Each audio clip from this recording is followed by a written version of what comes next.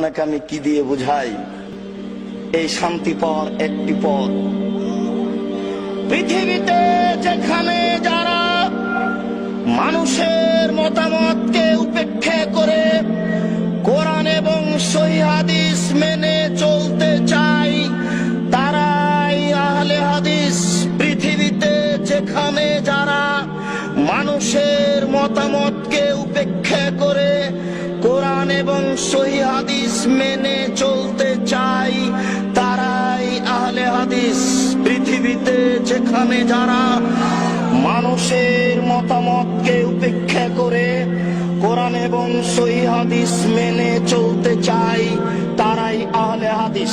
আর একটি কথা মনে রাখবেন, পৃথিবীতে হিন্দু বিদ্বান হোক, ইহুদি খ্রিস্টান বিদ্বান হোক, মুসলমান বিদ্বান হোক, কলমে লিখতে গিয়ে ইসলামী দলগুলিকে উল্লেখ করে যাদেরকে মুক্তিপ্রাপ্ত দল বলে ঘোষণা করেছেন, সেই দলটার নাম হচ্ছে আহলে হাদিস।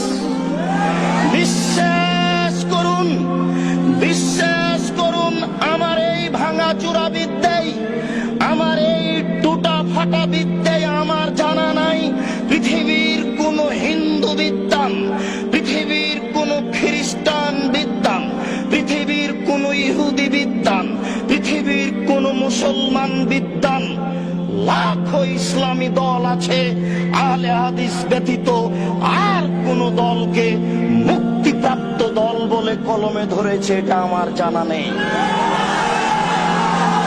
অতএব কথাটা আপনি আবারও বিবেচনা করে ভেবে দেখুন, পৃথিবীতে কোন বিদ্বান কোন ইসলামী দলকে মুক্তিপ্রাপ্ত দল বলে কলমে উল্লেখ করেছে এটা আমার ভাঙাচুরা বিদ্যায় জানা নেই।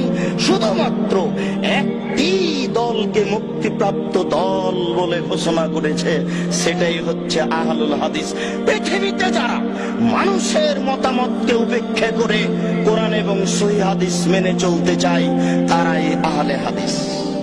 বিশ্বাস রাখুন আপনি, এই সহিহ হাদিস বলি এই জন্য ভালো মন্দ দুটাই একাকার হয়ে আছে। সৌদি আরব থেকে ইসলাম বের হয়ে ইরাকে ঢুকেছে, ইরাক থেকে বের হয়ে ইরানে গেছে, ইরান থেকে বের হয়ে পাক ভারতে এসেছে। আস্তে আস্তে ইসলাম উল্টে গেছে।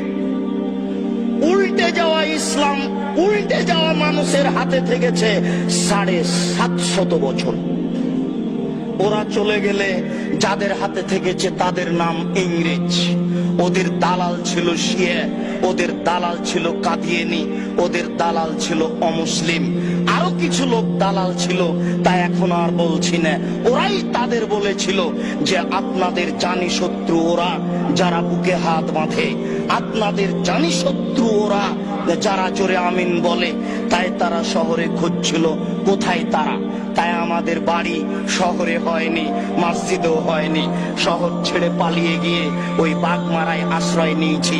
বাগমারায় গাড়ি তো যায় না, যায় না, গরুর গাড়িও যায় না, গরুর গাড়ি তো যায় না, পায়ে হেঁটেও যাওয়া যায় না।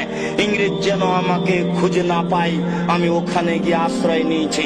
মনে রাখবেন, আমি মুনাফিকি করতে রাজি নই। আপনার এই কাজ দেখলে আমার খুব কষ্ট হয়। ওই মিথ্যুক আপনার বুকের উপরে মিথ্যা তাফসীর করে যায়, সে আপনার কাছে আশ্রয় পায়। আপনি জানেন না আপনার পরিচয়। আপনি সেই মানুষ, যে মানুষটা বলেছিল ফাঁসির মঞ্চে উঠে যেতে রাজি আছি, নিচে হাত বাঁধবো না। আপনি ওই সেই মানুষ, যেই মানুষ বলেছিলেন ফাঁসির মঞ্চে যেতে আছি, চুপে আমিন বলবো না। সেই মানুষ আজকে পরিবর্তন হয়ে গেলেন, ওটাও ভালো হয়ে গেল। এটা হয় না। জনাব মুসলিহুদ্দিন সাহেব আপনাদেরকে বুঝাবেন ওরা কারা, যারা আমাদেরকে ভুল পথে নিয়ে যেতে চাচ্ছে।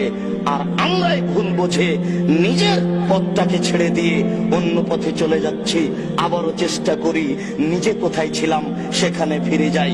শ্বাস বন্ধ হওয়ার আগে আপনি ফিরে যাওয়ার জন্য চেষ্টা